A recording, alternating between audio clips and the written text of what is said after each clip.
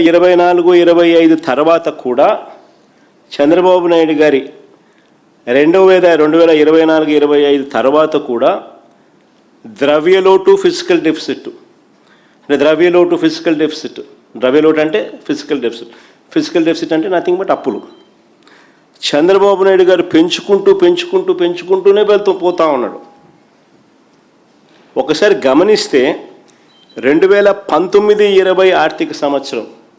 అంటే మా ప్రభుత్వం వచ్చిన తర్వాత అక్కడ నుంచి గమనిస్తే